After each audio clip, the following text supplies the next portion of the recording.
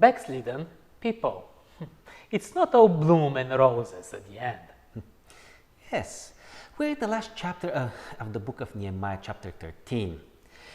The big project of rebuilding the temple, the city of Jerusalem, and the walls of the holy city was completed. Purification, dedication, and sacrifices were presented by the people of Judah who came to inherit that place. Wasn't that the end of it all? It seems like it wasn't, because Nehemiah has something more to tell us. Change is a complicated process.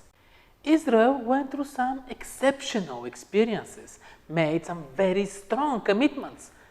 But when routines started to settle in, habits and the usual flow of things had a strong impact. Nehemiah was a governor of Judea for about 12 years, and when his term finished, he went back to Persia, where he used to be the cupbearer to the king, King Artaxerxes I. We don't know for how long he stayed there and what he did there, but there came a time that he had to go back to Jerusalem from Babylon, because there were some problems there with the ruling class and with the high priest Eliashib.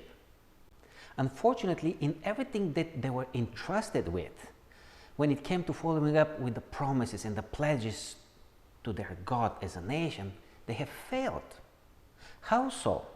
What was the root of the problem? Let's dig deeper. Parts of the temple were repurposed. There was not enough support for the operation of the temple, and all these great and uplifting worship services that we talked about in the previous lesson were not possible anymore. The special day for a relationship with God was just mundane and overtaken by foreign merchants. How is it possible, we may wonder, but in fact, it's so natural to our psychology. Unless there is a conscious effort, we are so easily drawn by the current. God provided some help with certain rules and guidances, but when they are ignored or pushed to the side, the backsliding is imminent. We don't want to believe it sometimes, but people who are in charge of us and people who govern us can be corrupted. Nehemiah came back from Babylon for a second time to deal with a corrupted leadership in Jerusalem. One of the biggest opposition in rebuilding the city of Jerusalem came from a man with the name of Tobiah. He was an Ammonite by origin, but somehow he managed to get into a family relationship through marriage with Eliashib, the high priest. There were two problems here. The first one, God had explicitly commanded to his people to not intermarry with idolaters. And the second one, Eliashib, as a high priest, had the authority, but he also leased out the storerooms of the temple to Tobiah the Ammonite. Really? How was that possible? There is a reason why God asks us to stay away from certain people or things. Our families, our friends, those that our life is tightly connected to, they are a significant part of what we do, what we experience, what drives us or what irritates us. It's impossible to always be on your guard, to second guess everything, and sooner or later the flow takes us and it's not in the right direction.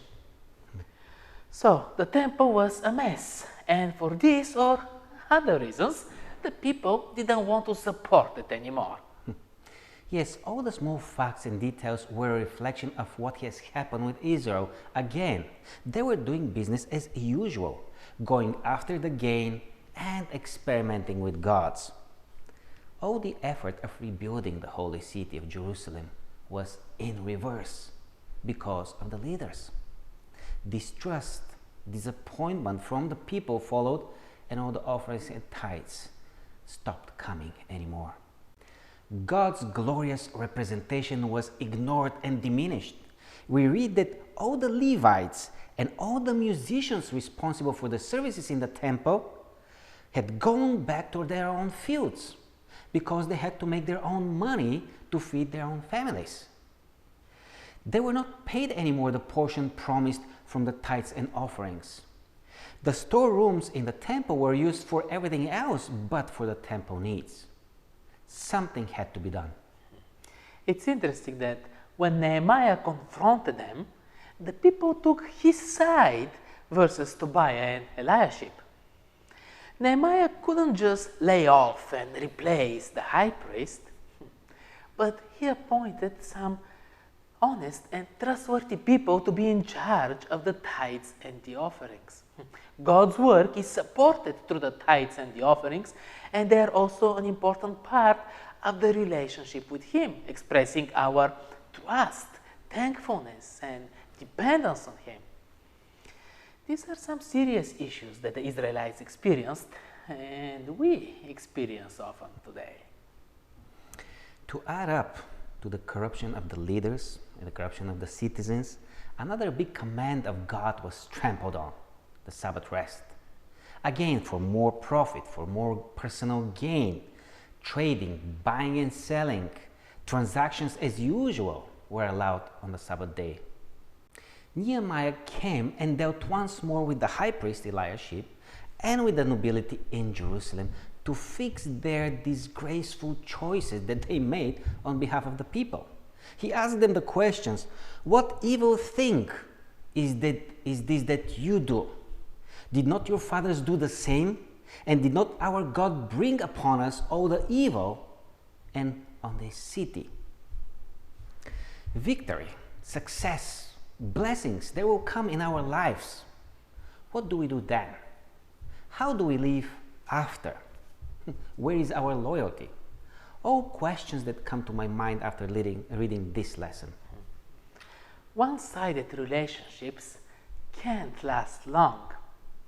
God is doing everything possible on His part, but the nature of a relationship is to be mutual and of a free will. The Sabbath has a special role to play in this.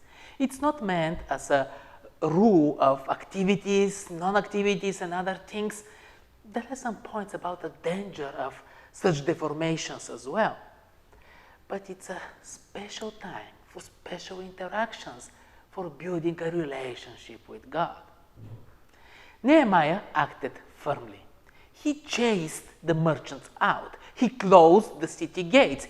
He didn't allow them to settle outside of the walls either. He rebuked any compromises. Backslidden people was the theme for this week. Join us again in a few days for the next lesson, dealing with bad decisions.